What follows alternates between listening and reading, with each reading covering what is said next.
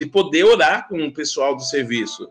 E ele nunca pôde fazer isso, mas a chefe dele chamou ele e falou assim: nós sabemos que você é um pastor e a partir de hoje nós gostaríamos que todos os dias, antes do plantão, antes de você, quando você pegar o plantão com a sua equipe, nós queremos que você tenha 15 minutos de uma oração, uma palavra de ânimo, alguma coisa que você possa trazer para meditação, independente da religião.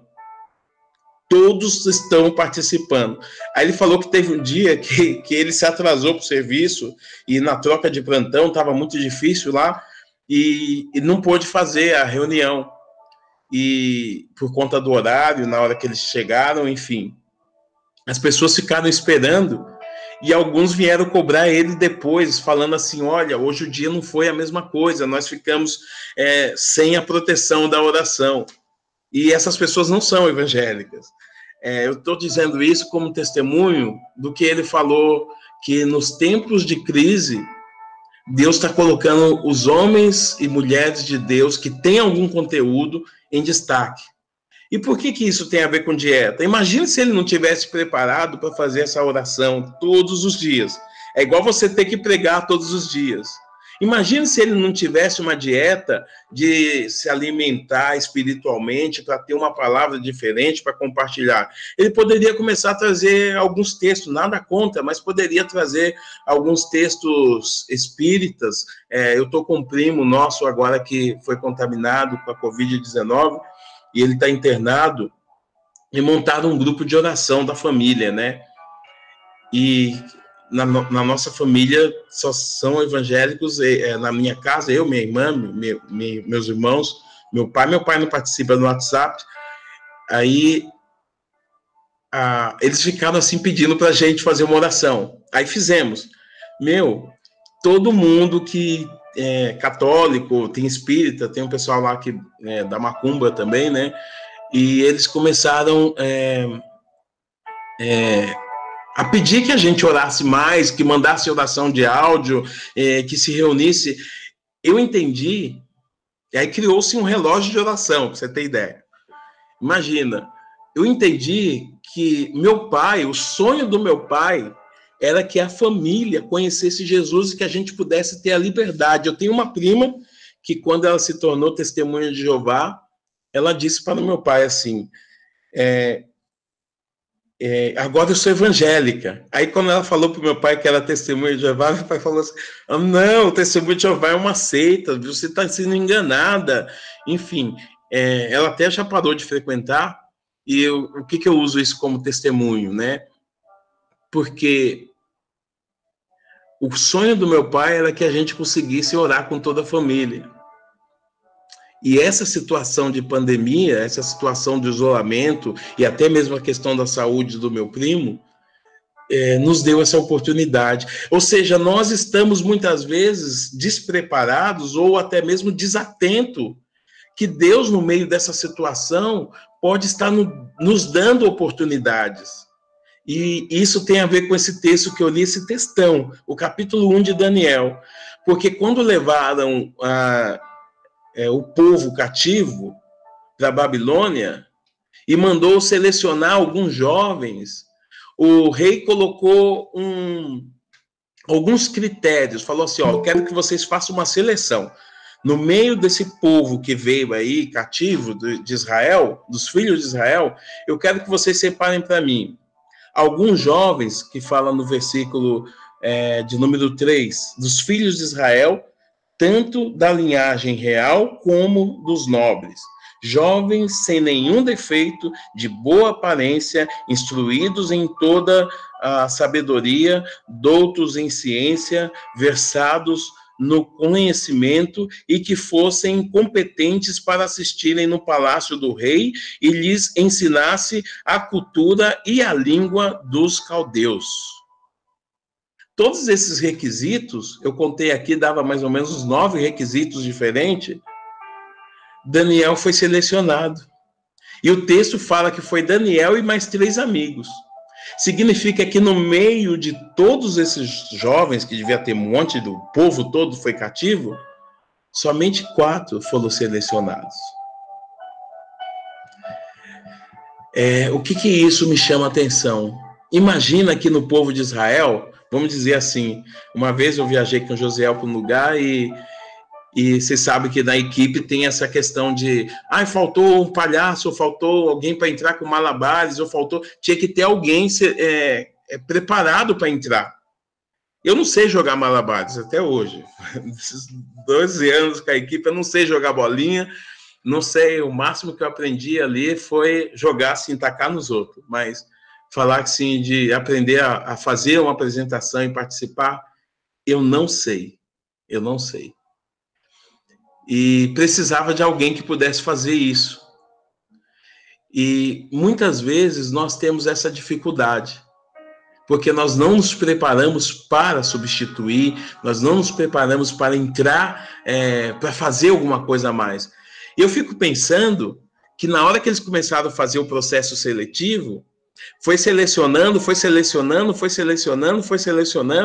e no final só ficou esses 4. Porque Daniel atendeu ao critério. Quem é filho de Israel aqui? Pegaram um tanto de jovens. Bom, da linhagem real e dos nobres, aí já selecionou mais um tanto. Já saiu fora, vamos dizer assim, uma cambada. Aí logo veio os sem defeito físico. Aí eu imagino que foi igual ao exame de exército. Todo mundo vai tirar a roupa aqui, que vai vir um especialista que vai analisar se você tem algum defeito físico. Aquela unha encravada não ia passar, não. Aquele defeito, talvez, que você tem dos dentes encavalados, todos não ia passar. Aquela boca torta, aquele braço maior do que o outro, aquela cicatriz, enfim. Os caras foram muito criteriosos. Não podia ter defeito físico.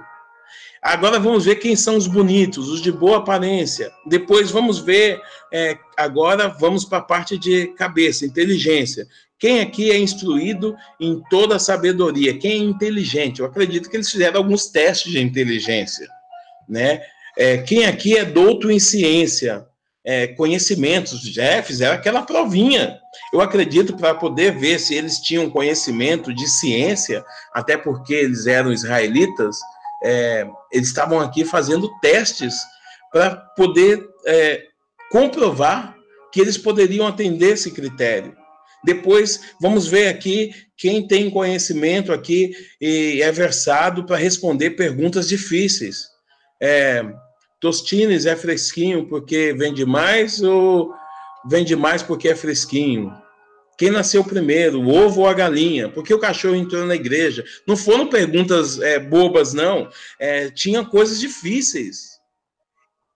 E seja lá qual for esses testes, Daniel passou em todos.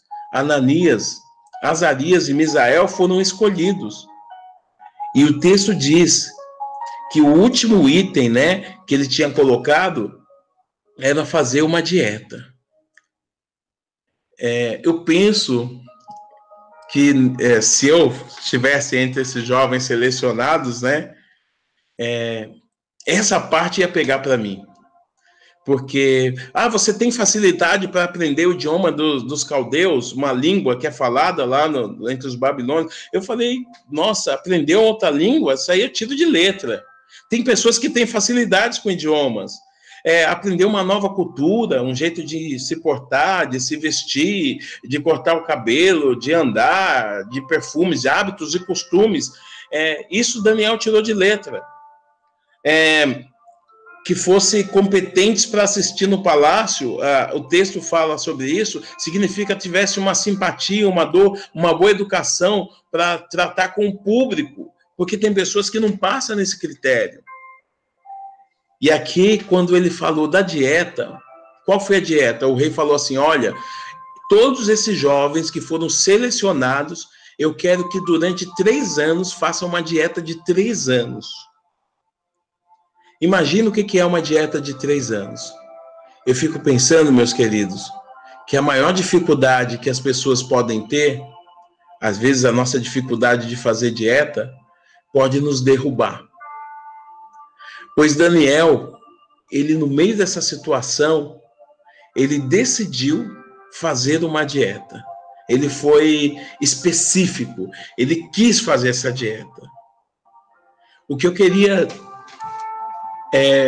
chamar sua atenção até dentro desse texto é que a dieta de Daniel tinha um propósito. Qual era o propósito de Daniel? Eu não vou me contaminar com a sua dieta. Você tem a sua e eu tenho a minha. Eu não aceito me contaminar. Essa decisão, meus queridos, é o que Deus está falando para nós aqui hoje, nesse momento de estudo. Essa decisão é o que nós precisamos fazer. Eu não sei se você vem para esse momento aqui de estudo, para essa sala de reunião, disposto a não se contaminar, ou talvez você chega contaminado e você precisaria desintoxicar.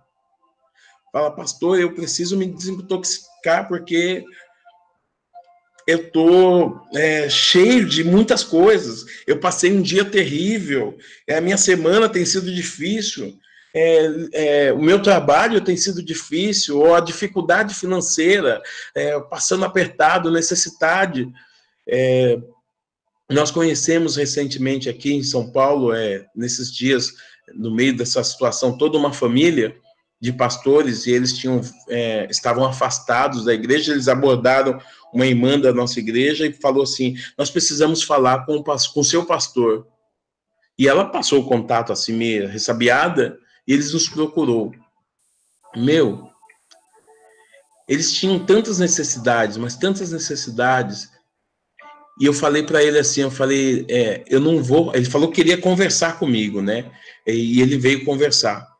Mas conforme ele foi falando das necessidades que ele tinha, eu falei, eu não posso fazer mais nada antes de arrumar uma cesta básica, colocar um botijão de gás dentro da sua casa, antes de você trazer comida a um casal com 3 filhas, tudo pequenas ainda. A mais velha tem 13 anos e ainda sofre de ataque epilético, numa situação bem difícil, morando numa situação bem difícil. E ele confidenciou comigo que ele era pastor numa igreja e passado uma situação constrangedora e tiveram que sair. E depois disso, passaram a viver assim, necessitados de que alguém os acolhesse. E eles não estavam encontrando ninguém que fizesse isso. Estava mais próximo de alguém julgá-los do que de alguém acolher eles. Bem, o que isso serve de exemplo, né? Que conforme ele falou da necessidade dele, eu não pensei 2 vezes. Eu fiquei assim muito mais preocupado em assisti-los, em acolhê-los, em suprir aquelas necessidades que eles tinham, necessidades simples de uma cesta básica, um botijão de gás, um alimento. A gente estava até preparando já, organizando, comprar uma feira amanhã para levá-la para ele, para as crianças. E Deus foi tão maravilhoso, porque ele estava há 7 meses desempregado. Nós entramos, levamos a cesta, colocamos o gás, eles fizeram uma refeição. No mesmo dia, depois que nós saímos de lá, oramos com eles, ele recebeu uma ligação de um amigo dele que era chefe de uma empresa de segurança. Ele trabalhava como segurança durante algum tempo. Ligou para ele e falou assim: eu estou precisando de um motorista, e na hora me veio você na mente, você está livre, você está trabalhando. Ele falou: meu Deus, eu estou desempregado. E ele me ligou testemunhando, e o que isso me chama a atenção? Que quando a pessoa se volta para Deus, para um momento, e você está disposto a ser voz de Deus, voz profética na vida de alguém, você tem condições de liberar na vida da pessoa um novo tempo, uma nova fase, um tempo de escolhas. Eu queria que você tivesse a oportunidade, se você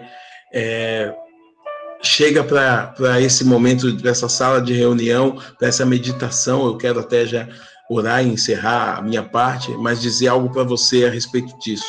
Se você tivesse a oportunidade de fazer algo por alguém, mesmo no meio dessa questão de isolamento, nessa pandemia, mesmo no meio dessa situação de você orar em favor de alguém, mandar um áudio de oração, mandar um vídeo você orando para alguém que está precisando muito, você faria? Será que